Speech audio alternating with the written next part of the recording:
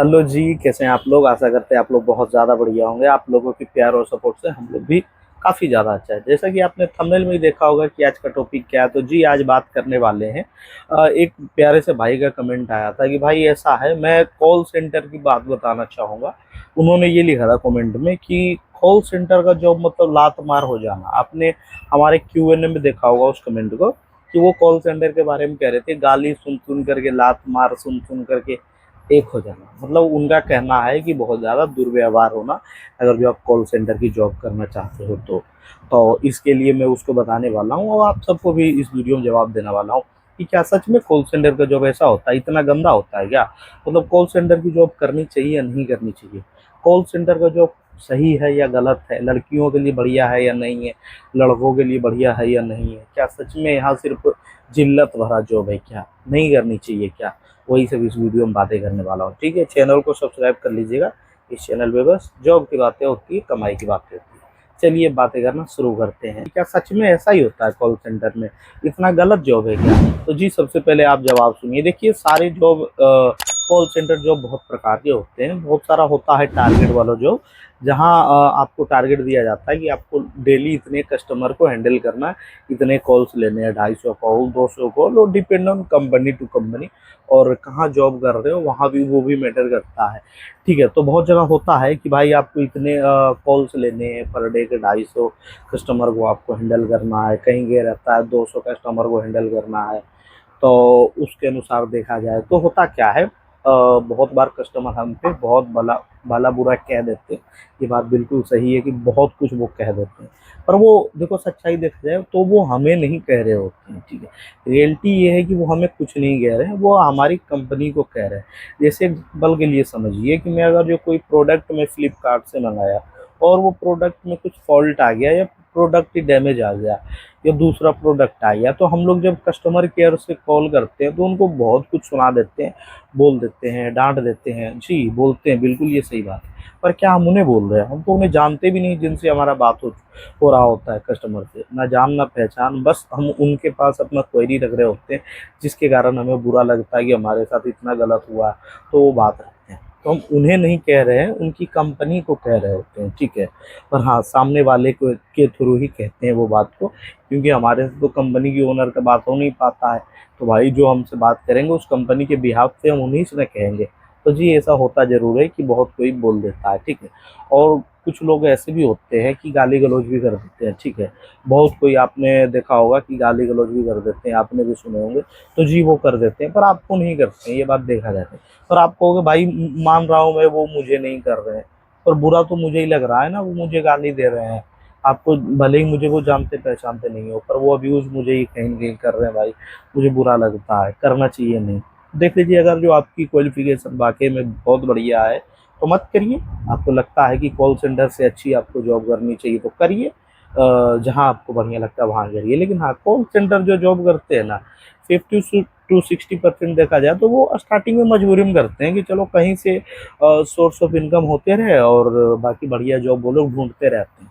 एक चीज़ देखिएगा, call centre में बहुत कम लोग आपको मिलेंगे जो 5 साल पुराना हो, 6 साल पुराना हो। किसी एक कंपनी में बहुत कम देखने को मिलेगा, क्योंकि वो कॉल सेंटर की जॉब बस वहाँ लर्निंग के लिए करते हैं बहुत लोग कि मेरा कम्युनिकेशन अच्छा हो जाए, कस्टमर हैंडलिंग में सीख जाऊँ, बढ़िया से मैं बात करना सीख जाऊँ, लोगों को हैंडल करना मैं सीख जाऊँ। ठीक है, तो इसके कारण कुछ लोग करते हैं कि आगे चल करके मैं बढ़िया से बढ़िया कंपनी में मैं जॉब करूँगा। उसके लिए कंपनी को चाहिए एक्सपीरियंस।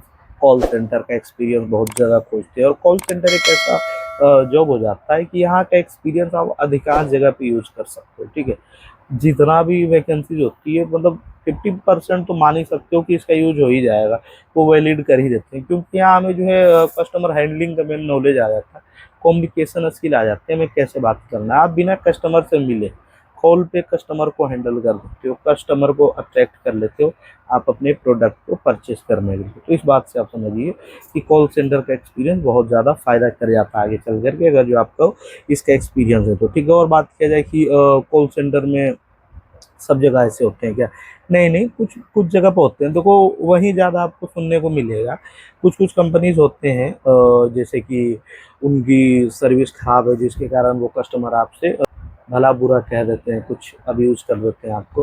वो कहते हैं उनका एक्सपीरियंस क्योंकि ख़राब रहता है उस कंपनी से, तो हो सकता है। पर ऐसा नहीं है कि आपको डेली ऐसा मिलेगा या हर कस्टमर आपसे ऐसे बात करेंगे। एक आप हो जाते हैं कभी-कभी, उससे आपको भी बहुत कुछ सीखने को मिलता है कि आप भी इन फ्यूचर बिज़नेस करते हो या कुछ भी करते हो, कि इन सब चीज़ों के लिए तैयार रहिए। कस्टमर आपको बहुत कुछ कह सकते हैं ना।